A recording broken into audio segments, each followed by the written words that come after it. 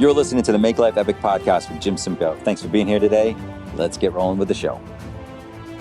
Hey, everybody. Welcome to the Make Life Epic podcast. This is Jim Simcoe. I'm really stoked to have David Delas Morenas with us today, the guy who runs howtobeast.com. David, welcome to the show. Hey, Jim. It's good to be on the show. Yeah, and I know I'm butchering your last name, so can you say it correctly for me, because I know that I'm saying it wrong. De Los Morenas, but no worries, everybody butchers it. Okay, good. Yeah, people butcher my last name too, and my last name should be relatively easy. It's Simcoe. You wouldn't think people would butcher it, but they do. So David, you're from Boston, which is unbelievable because that's where I'm from. Yeah, no, it's a great city. Aside from the long winters, it's a good place to be. And have you lived there your whole life? Yeah, for the most part, I grew up here. I mean, recently I've moved around a little bit. I spent some time in Spain, but yeah, most of my life I've been here. Cool. And for those of you who don't know David and his website, How to Beast, I came across this website when I was writing the book, and this might have been 6 months ago or 8 months ago, whenever I was finishing up. And man, it is such a cool website. There are a lot of websites out there that talk about issues for men and or building confidence, or, you know, building your body. And this one by far is the best. And I got to say, like, I don't know where you got the inspiration to name it How to Beast, but I just think that that's just so awesome on so many levels. I just think that that's so cool. So can you tell us a little bit about How to Beast and your work and what you do? Yeah, for sure. So I guess it was something that started gradually. It wasn't something that I just sort of like brainstormed and got going with it. Back after I'd graduated college, I was working as a software engineer, and I just wanted to have a website just as an experiment in web design, I'd say. And yeah, the name just sort of came, I don't know, I was just like on GoDaddy, like typing in different names to see what was available. And I guess, I don't know. I can't even, I don't have a great explanation of how I came upon the name How to Beast, to be honest. But, that's awesome, though. But yeah, it stuck. And yeah, so it's really sort of been a place for me to write things about things that I'm passionate about at the time. And, you know, luckily as it's grown, I've found ways to monetize it and to use it to sell Amazon books or online courses, to the point where, you know, I work on How to Beast full time now. Oh, that's so cool. And when did you actually start it? Where did you go to college, and when did you graduate? So I went to Boston University, and I graduated back in 2012. So four years ago, a little over 4 years ago now. Cool. And can you tell us a little bit about your background? I mean, I know you're from, you know, the Massachusetts area. Where did you grow up, and tell us a little bit about what high school was like for you? I always like to ask people about high school, because I always feel like, you know, so many of our formative lessons are learned in high school. So, interesting. Yeah, no, I think that I guess it's not a question that I'm used to being asked, but I think it's a good question. Yeah. So I grew up a little bit south of Boston, and I went to the public high school in my town. It was not too big, you know, maybe a couple thousand students total. And back then, I'd say basketball was sort of the main thing that I focused on in my life. And I had my close group of friends, mainly from the basketball or the football team. But you know, as I look back, I think now the thing that sticks with me too is how socially insecure I was at the time, and how even in terms of basketball and the basketball court, you know, a lot of, I think, my pain that I associate with that time came from, you know, when I'd be benched on the basketball team, and how that would sort of just like cripple my self-esteem throughout all areas of my life. Right. And it, I mean, it wasn't all bad. Obviously, there's always, I had great friendships and things, but I think that the sort of the mental agony I put myself through in terms of, you know, the pain on the basketball court or not playing, and then how that translated into maybe, you know, a lack of dating success. And I think those things sort of planted the seeds for me to focus more on self-confidence, self-improvement as time went on. I mean, that didn't happen until after high school, later into college, but I think that did plant the seed. Right. Yeah, I know, just from my own high school experience. I mean, my freshman year of high school, I sprained my ankle really bad in football, so I couldn't play football. I went to play basketball. I was the very last cut of my basketball team. Oh man. Yeah, it's just brutal. As you can imagine, as a freshman, it's just brutal. And then baseball, I was the second to last cut in baseball. So I ended up playing lacrosse. And so I just remember, like, I look back on my freshman year of high school and it was, it was largely a disaster, just getting cut from all these different teams or having injuries that, it's amazing to me how much high school stays with you. And like you talk about the mental agony of not knowing whether you're going to be playing or not, or being on the bench, and how that can really, just kind of seep into other areas of your life. You talked about, the dating situation. And I am a firm believer, and one of the reasons I like your site so much is I'm a firm believer in a majority of your success in life and a majority of your happiness in life really comes down to your confidence. And if you've got a pretty high level of confidence, then you'll generally be happy and you'll generally be successful.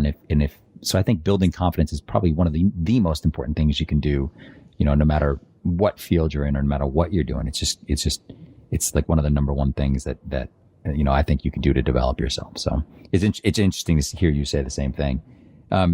So tell me, why do you do this? Like, what is it?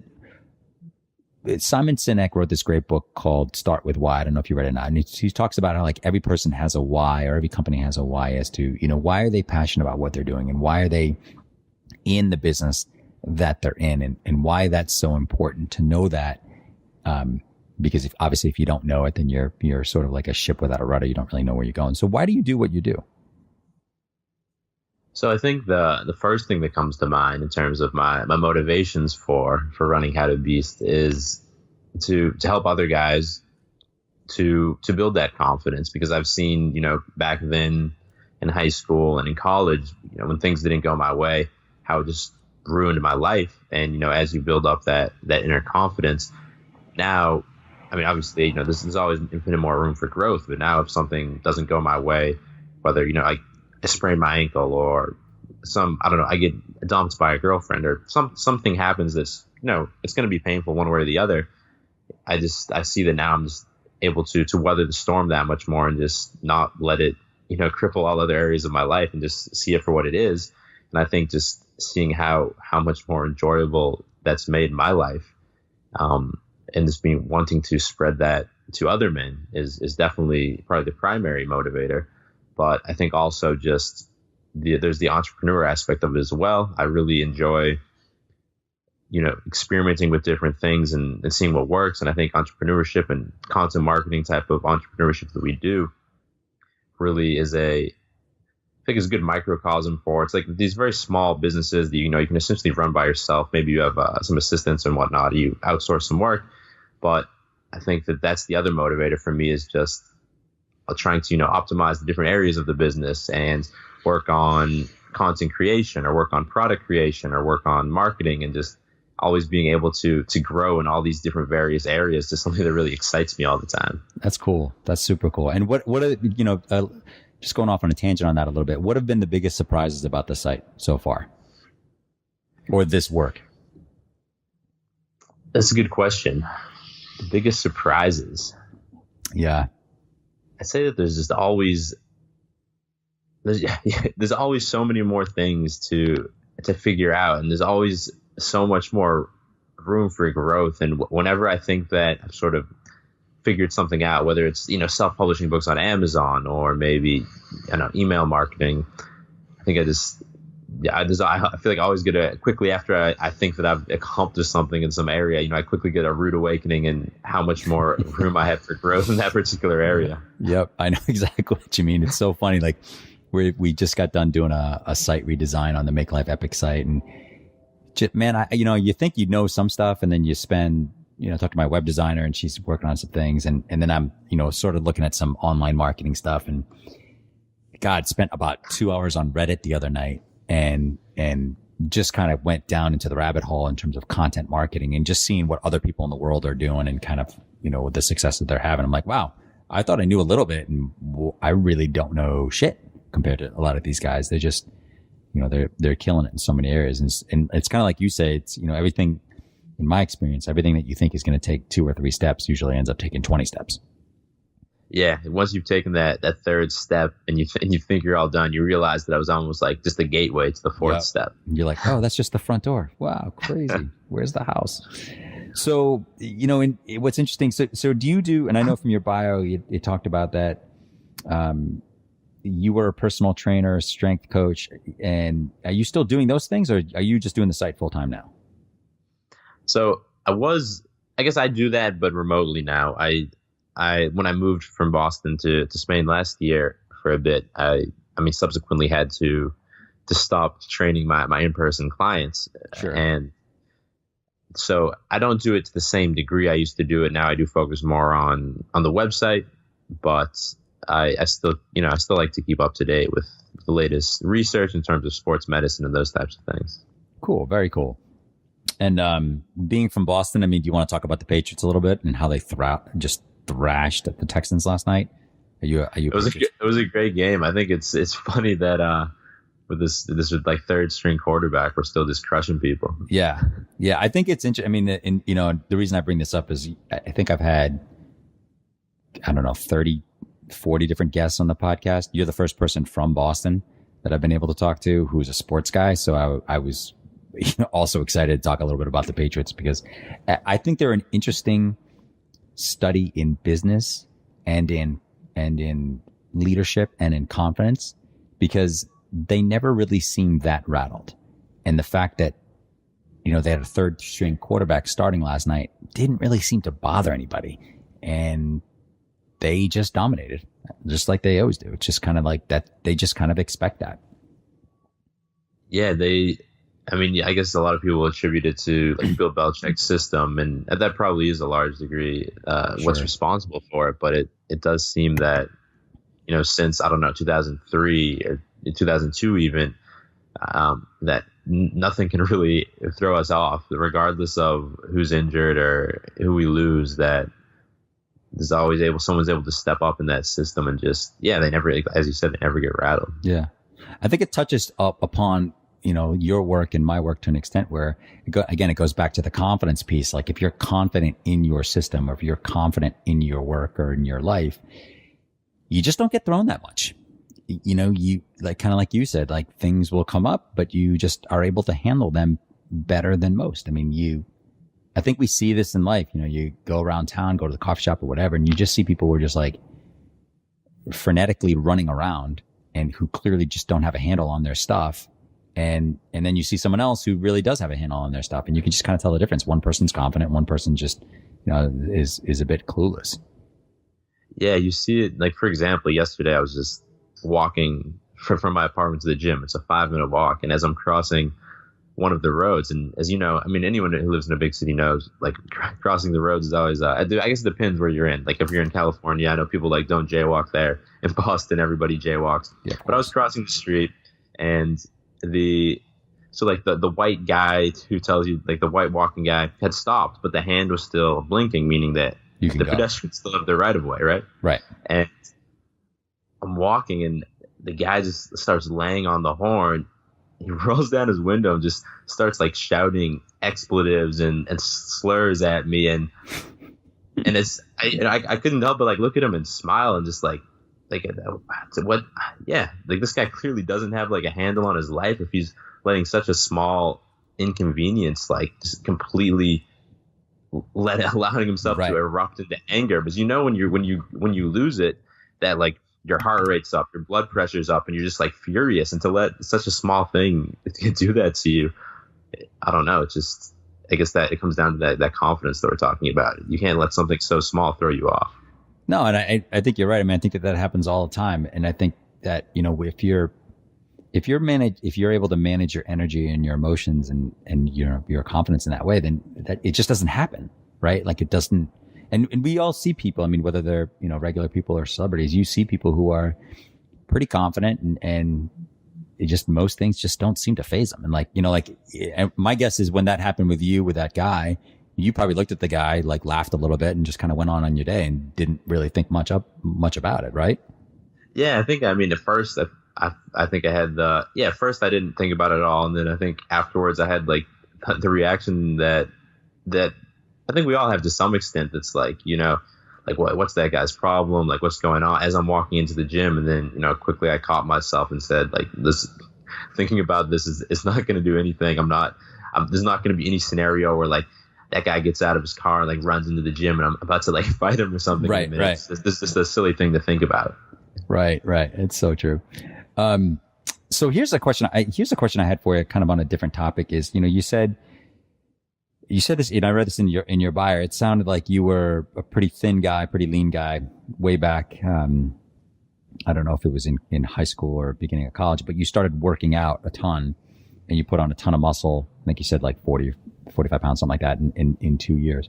What was that metamorphosis like for you? I mean, I want to talk about it from a health perspective in a bit, but I mean, from an emotional and a mental perspective, what did that feel like, and what were you going through during that time? Sure. So yeah, I'd say that was an interesting time in my life. So through high school, I played sports. I didn't really lift weights to any extent. I played basketball and football. And then in college, freshman year, I sort of didn't play any sports, maybe a couple of pickup games here and there at BU. And I put on definitely, 20, 30 pounds. And that was the first time, like that summer after freshman year, that I really looked at myself and thought, wow, like I look pretty out of shape right now. Right. And I reacted to that at that time, not having any knowledge of fitness, by essentially starving myself and just running every day that summer. And I got super thin, where I was extremely scrawny. I was, my whole life I'd maybe weighed 150, 160 pounds. And at the end of that summer, I might have weighed like 135. I was like, oh my God. Sick. Yeah. And it wasn't healthy, but I mean, at that point I wasn't thinking about that. I just thought, okay, I lost that weight. And then I actually ended up working with I did a summer studying in Madrid, and I was working with a bodybuilder there.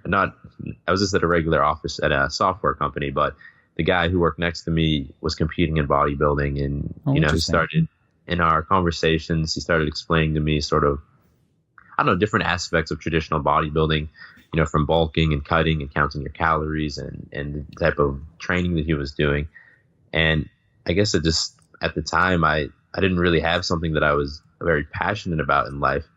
And that just planted the seed for that, when I got home from Spain that summer, just to experiment with bodybuilding. And A, because I was so skinny at the time, and B, because this guy had given me, some type of proven approach, I saw pretty quick results in terms of building muscle. And again, because at that time in my life, I think I was sort of in college. I wasn't playing sports anymore. I had some friends in college, but I didn't have too many hobbies or anything other than, typical college life, like going to some frat parties on the weekends. Right. I think that fitness became something that I was able to embrace, and it was my first foray into like personal development, and, I think that set the seeds for the confidence building that came after that. But at the time, it sort of just became an obsession with lifting more weight, getting heavier, looking better, building more muscle. And, I think maybe even at the time, it wasn't the healthiest thing for me, because I became so obsessed with it. I might even say that, I had some body image issues or eating disorders just because of how intensely I focused on it at the time. Yeah. But I think that ultimately it was a good thing, even if at first I took it too far. Yeah. Well, I got to say, man, that's really courageous of you to say that, because most people would never say that shit. So I thank you for sharing that, because most people would never they'd never have the balls to say that they had body issues, especially a guy. There's no way, like no guy or very few guys would ever say that. Yeah, well, they sort of like the opposite of anorexia. I've done some reading, some research into it. They call it muscle dysmorphia, or I guess bigorexia would be like the slang term for it. But I think a lot, as you're saying, a lot of guys have it. I think you see a lot of guys in the gym who clearly are just like overly obsessed with their bodies. And I think with women, it's become like maybe an accepted thing that a lot of women deal with it. But I think with guys, it's still sort of like a taboo thing, even though it can clearly like cripple your confidence if you just get you attach your ego so much to, how many cuts you have, or like how much you weigh, or something like that. Yeah, it's funny. I feel like along those lines, I feel like with guys, like sometimes we get attached to things that are so harmful to our own psyche. Like, I used to play basketball at lunch a couple times a week. I still do it occasionally at this court right by my, kind of right by our office here. And it's right, it's right by the beach. And man, there'd be some, I'd say most of the guys out there are pretty cool, but there are definitely a couple of guys who, every time they drive, if they miss a layup, it's a foul. Every time that there's a close call, they call a foul. Like their whole self-worth is kind of wrapped up into whether they win a lunchtime basketball game, at a pickup court on a Friday. And I always just wonder about that. Like, how does that affect your other aspects of life? If your self-worth is so tied up into like how your shoulders and your chest look in the mirror when you're at the gym, or how you do on a basketball court. I mean, it just seems like you're so out of balance, and I think it's tough to recover from that, because it's you're never going to have the perfect body, and you're never going to be the perfect basketball player. Like, how do you live with some of those inadequacies or those perceived inadequacies? So that's interesting. Do you see that a lot in your work, or did you see that a lot in your work where guys would have those types of issues? Yeah, no, I think it's something that I've begun to focus on more lately, is sort of identifying things that you're insecure, you're ashamed of, or you're embarrassed about. I guess that'd be insecurities by definition, right? Something that you're embarrassed to talk to someone else about or to reveal to other people.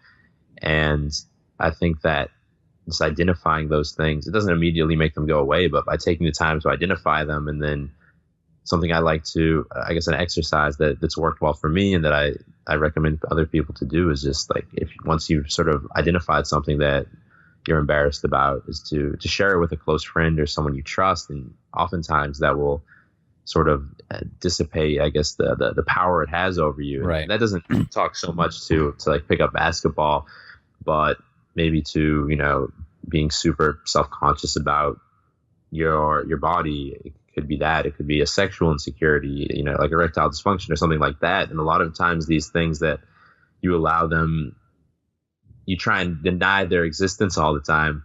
Right. It just makes them like that much more powerful. Right. It's so true.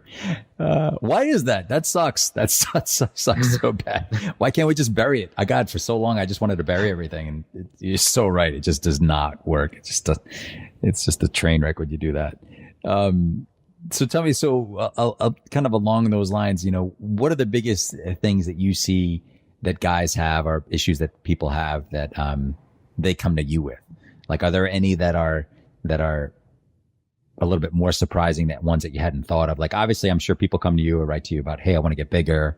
But what are some of the other issues you find that, men face or people are facing that you wouldn't typically think of? Well, I would say that I think most things that people would come to me with, they tend to be very surface level things, right? Like, sure. Usually what someone comes to you with isn't the actual problem they're dealing with. So right. With fitness, it tends to be more cut and dry. I want to get bigger, or I want to get leaner. With the confidence side of things, I think that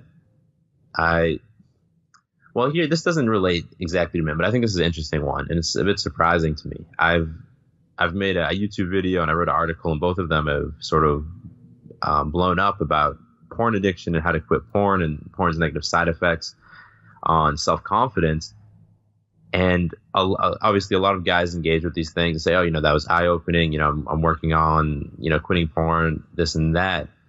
But what's been interesting to me is that I get a lot of women reach out to me and say, my boyfriend or my husband, like, I think he's watching porn. He told me that he quit. And it's like they're extremely insecure. And what should I tell him? How can I get him to stop? Yeah. And I think that, and I'm not like a marriage counselor or anything, but I think I usually will reflect these questions back at these people, because I doubt that the problem in their relationship is that, I do think there's negative side effects to porn, but I doubt that the problem they're dealing with is that their boyfriend watches porn. Sure. Definitely not. That's a factor of, yeah, I totally agree. My experience with most people with marriages or relationships is that if one person's watching porn or if one person's really upset at the other person and they're coming to you for advice, there's always something that's deeper, and it's not about whether it's porn or someone staying out late. And, like, I had a friend, tell me that, my husband never wants to have sex and he's always out with his friends. And And I'm like, okay, well, what's the backup? What's the backstory there? Like, what's your relationship like when you're together? Like, it's not just that the guy wants to hang out with his friends or is, doesn't want to have sex. There's something else there. There's a reason for that. He's not acting in a vacuum. Right. Yeah. It's so easy to get focused on like one thing and just build up the story in your head that like everything is because of this one thing. And it can even be in business, right? Like, I know that as I try and launch and build more and more products, and say like I launched a couple summers ago, I tried to launch my first course, like online course, as opposed to just launching an Amazon book or like a PDF type of program. Sure. And when I launched that, it didn't sell barely at all. And at the time, I think that I thought the reason was maybe that the launch sequence in terms of leading up to the launch, like the videos that I made weren't the right videos. Whereas now looking back, I think the idea of the whole product was just off, right? I hadn't done research. There's no evidence to support that the people on my email list or that follow me on social media wanted that product. But it's just so easy to just focus on one little thing and just assume that that's the source of all your problems when it might have nothing to do with anything. Yeah, totally agree. So you mentioned a little bit about the porn addiction thing. I'm curious about that. So tell me, can you talk a little bit more about that and what kind of issues you see people have, whether it's coming from guys or whether it's coming from women, or why you're intrigued to do that type of work? Yeah, well, for me, it was really just another, idea for another piece of content. It was something that, as all my pieces of content come, they usually start from my personal experience, right? And I noticed that obviously there's the quote unquote no fap movement, and like quitting porn has become more popular on the internet in recent years. And just to be, I guess, completely vulnerable, I had experienced some degree of erectile dysfunction when getting intimate with women that I, not like a girlfriend, but with the first time maybe that I was being intimate with someone. Sure. And it was really frustrating. And I think I came upon that, porn addiction is something that can cause that. So I experimented quitting porn, and it definitely drastically improved that area of my life. And the confidence I felt towards talking to women and towards, going on dates with women, those types of things. So as a result, I wrote this article and basically laid out, from my perspective, the main negative side effects of porn, erectile dysfunction, reduced motivation to go out and to meet women. And then and I think a big one is that the guys don't realize that if you're just every day you're just watching a bunch of porn, that it's really sort of putting the act of sex on a pedestal and making it seem almost more of like an imaginary thing that you watch other people do rather than engaging in yourself. Yeah. And I think that just can really lead you to develop some weird, I don't know, just it can make you relate to women in, I think, weird ways, that not necessarily in abusive or derogatory ways, but just I don't think you relate to them. But yeah, it's weird. It's like you're not relating to them just like they're another person that you're talking to. Right. And so I put that out, and I just, I have some tips on how to quit it. It's the same as quitting any other habit, I think, at the end of the day. But I guess it struck a chord with a lot of guys in my audience. So it was interesting to see. That's cool. You should write a book about it. I think that's cool. I mean, it's, first of all, again, like, I really appreciate and honor your transparency to talk about this, but I think it's a huge, it's probably a huge issue that nobody talks about. People just don't usually talk about that. So I think it's cool that you are. I mean, most guys face it. Just about every guy I know probably faces it. Yeah. I mean, I've read something somewhere that indicated that it's almost impossible for them to run controlled psychological studies on its effects because they can't really find a control group of people who have never watched porn. So, I think that's so fucked up. Oh my God, that's so crazy. So yeah, it's probably true. It's probably, I don't know. They probably have to go to like somewhere, where there's no like internet. I don't know. Yeah, I know. They have to go like either North Korea or somewhere in the Amish community. I think those would be the probably two only areas. That's the best bet. Yeah. Yeah. And they obviously have their other hangups. So I only have a few more questions for you. So what do you What do you see the biggest mistakes people make in terms of fitness or in terms of health? I'm always curious because, because I think one of the big things to do, in any personal development work is to figure out what you're doing wrong first or what you might be doing wrong first and then build from there. So what are the mistakes that you see people make?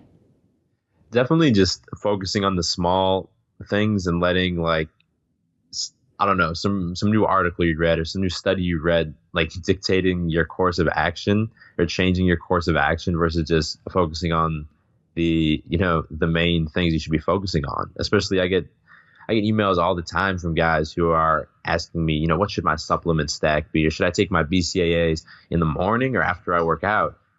And, most of the time, if I dig a little deeper with these guys, they're not just doing the basics, right? If you're trying to lose weight and get slimmer, you should be eating less and you should be lifting weights for a minimum. If you're trying to build muscle, you should be lifting weights and you should be eating enough to gain weight. It's like if you're not doing those very extremely basic things, then it doesn't matter if you have whey protein. It doesn't matter if you're supplementing with creatine. It doesn't matter if you're doing exercise routine, 3-day a week full body exercise routine versus 5 or 6 day a week doing one muscle group each time you go to the gym. Like, it doesn't matter how many reps you're doing. It doesn't matter how long you're resting in between sets. If you're not just getting the basics down and doing it consistently, then stop reading all these articles on fitness websites and bodybuilding websites and thinking how you should be changing up your routine.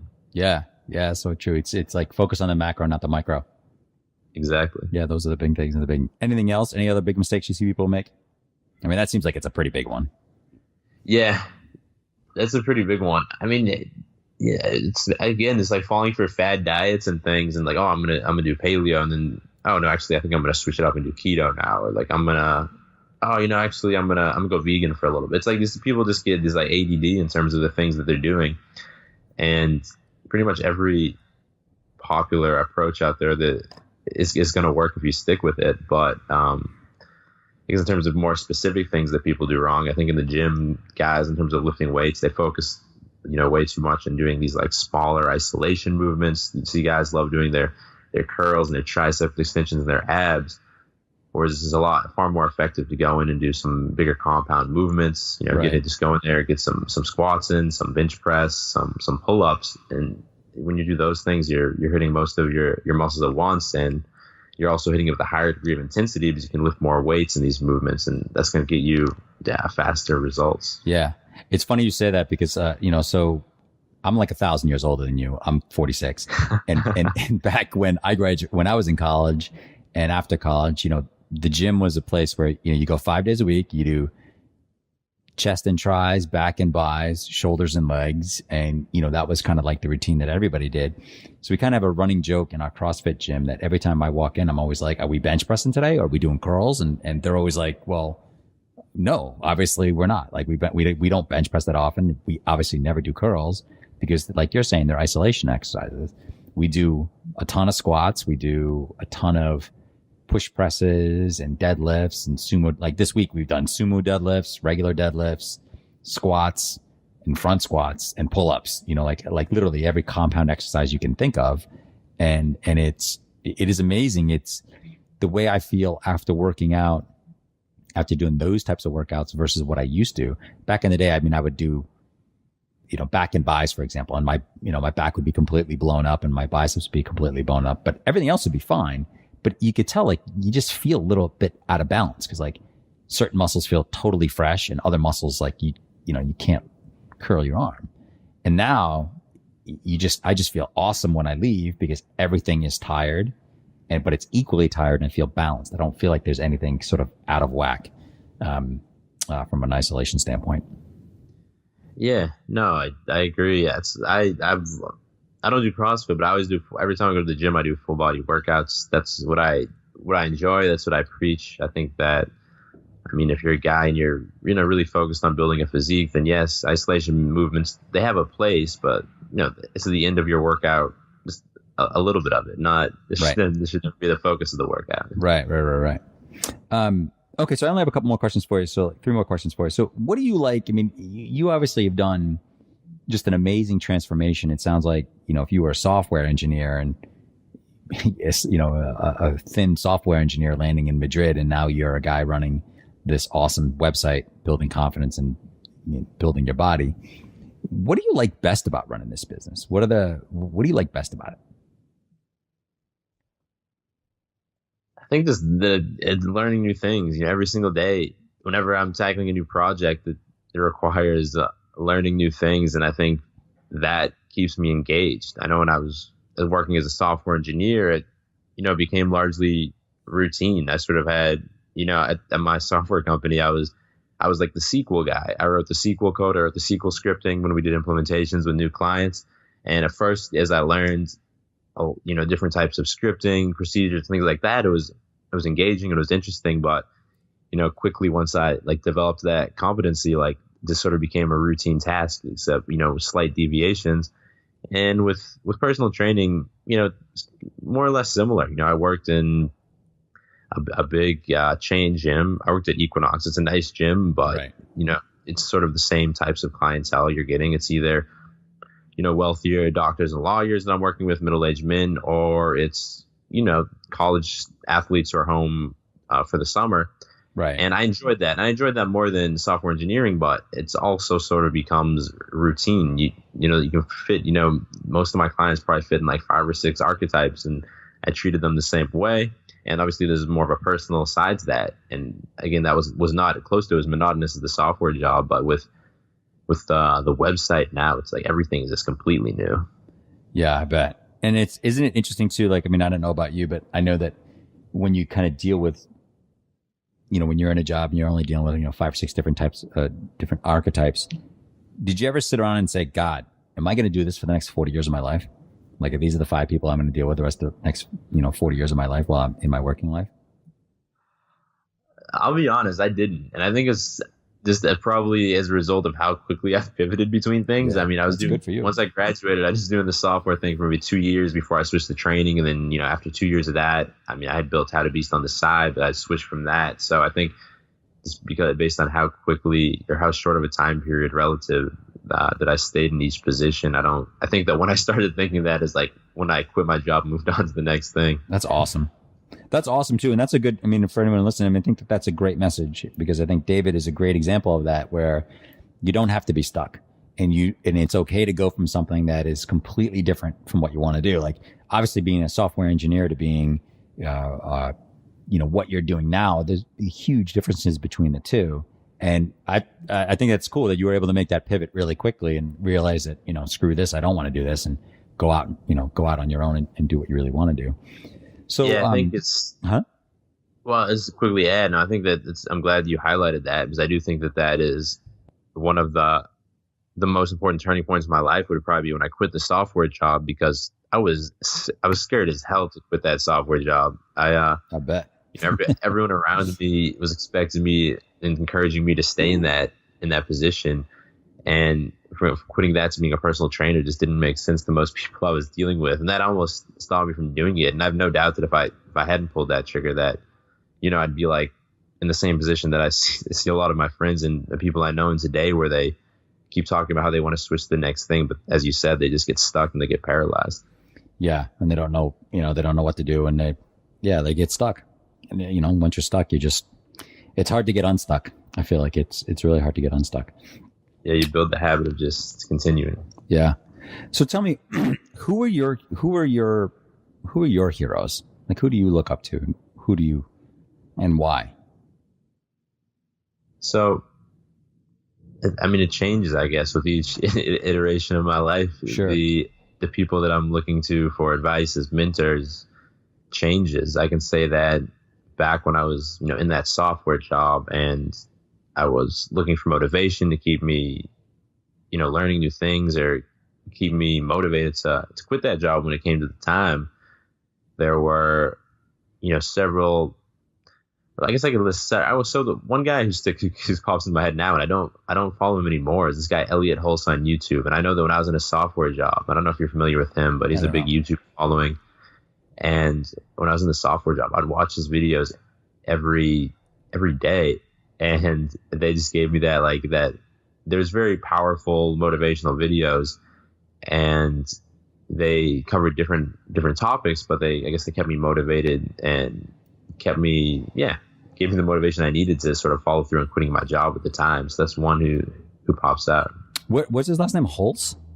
Yeah, Elliot Hulse. And so he has 2 YouTube channels. One of them is just Elliot Hulse, and the other one's called Strength Camp.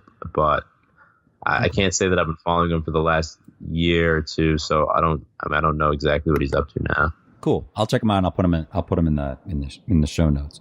Okay, cool. So my last question for you, and I want to thank you for being here, is, what do you think, and I ask everybody this, but what do you think, in your opinion, what are the 3 biggest keys to making your life epic? Like, what has made your life epic, and what do you think people should do to make their life epic? Wow. I have to think about that for a second. It's a good question. Yeah, of course.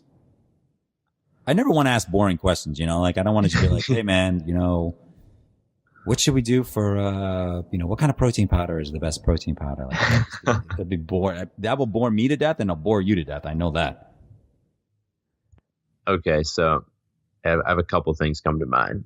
So I think the first one is to listen to your gut and to do things that seem exciting to you. So I feel like at any point in your life, there's going to be something that's appealing to you, something that you're considering doing. Maybe it's quitting your job. Maybe it's trying a new hobby. I know a couple of years ago, I started getting the itch to try martial arts or something like that.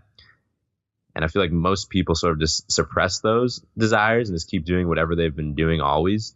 Sure. And that's what keeps you stuck, I think, largely, is not sort of entertaining yourself and pursuing different interests that pop up at the time, or, just writing it off as, that would never work out for me. So I think the first one would be that, pursuing your passions or pursuing things that seem interesting to you. Cool. What else? I think a second thing would be just to not be so hard on yourself. I think that for me, at least, I've never had the problem to be motivated to try and, tackle a new project or to try something new. I've never really let, I guess, my fears or doubts keep me down. But on the other side, I've been very hard on myself at times. And, if I haven't been seeing constant growth in my life, or if I felt like I was even a little bit stuck, I started to get worried. I started to beat myself up, and I'd start to, just have, I guess, self-deprecating thoughts. And I think over the last couple of years, I've sort of made that mindset shift to know that just to be patient with myself and to give myself room to not be always making crazy progress, or to not be always, trying something new. That at the same, even though it's kind of goes against point one, but even though to always be trying new things at the same time, just to give myself permission to take it easy at times. Yeah. That's cool, man. That's cool. And then you said in the last couple of years, how's that manifested in your life? I think that it has. I don't think that it's necessarily changed how I've done things in terms of the actions I've taken, but I think it's changed my mindset. So an example would be, in the past when I'd be writing a new book, for example, the entire time I'd be writing the book, all I'd be thinking about was writing the book. I need to get this done. I need to write the next chapter. I need to send it off to my editor. I need to have the cover done. I need to have this published. And I need to have it all done now.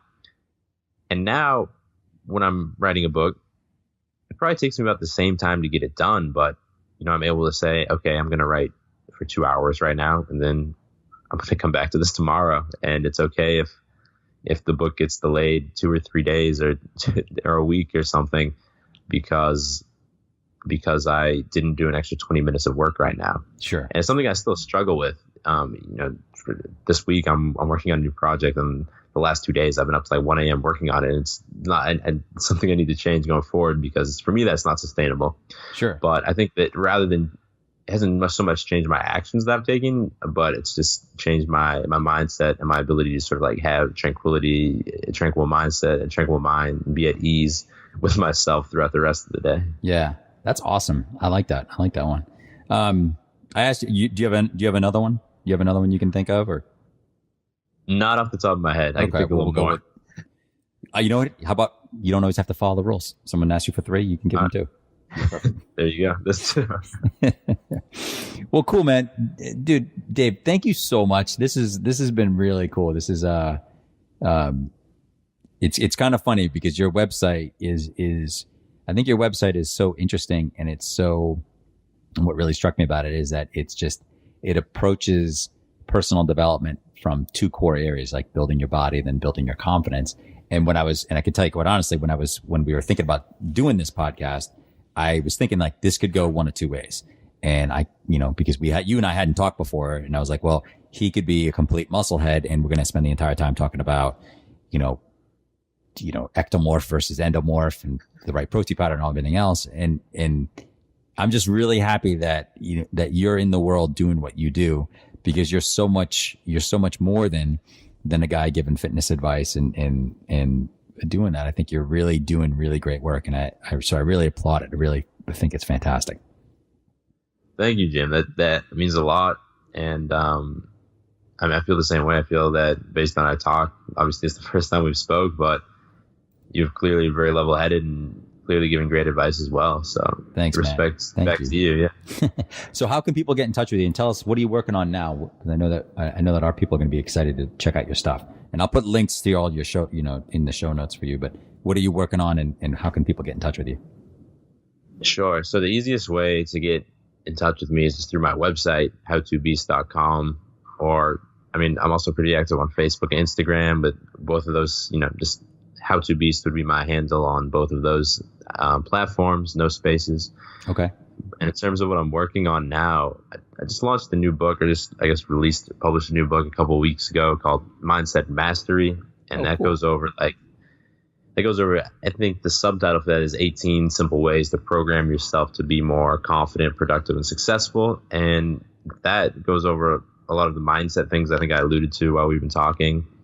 So if that was interesting, you might want to check that out. Yeah, is it on Amazon, or where can people get it? Yeah, it's on Amazon. It's Kindle, paperback, and it's on Audible now too. Cool.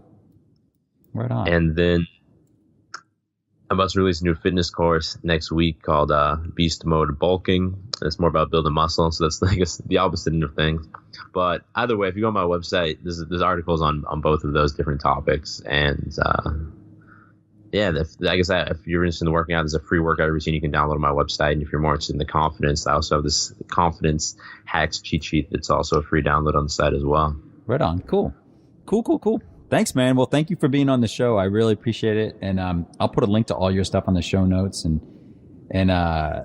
for those of you listening, man, you got to check out David's stuff. It's so great. His website is howtobeast.com. It's really, really cool. It really comes at personal development, personal growth from just a completely different perspective. And it's really refreshing and just great stuff on there. So thank you for being on the show. Thank you, Jim. It was a great talk. Yeah, you got it. And thank you guys for listening. I appreciate you checking out the show today. And again, I will have some other guests on very soon. And I hope you guys all have a fantastic day, and I will talk to you soon. Hey, thanks again for checking out the show. I really appreciate you guys listening in. Also want to let you know that my new book is out on Amazon. Can't believe it. Finally done after a year. It's called Hero Up, Unleash Your Inner Hero and Make Life Epic. You can check it out at heroupthebook.com, heroupthebook.com. So check it out, and hope you dig it. Talk to you soon.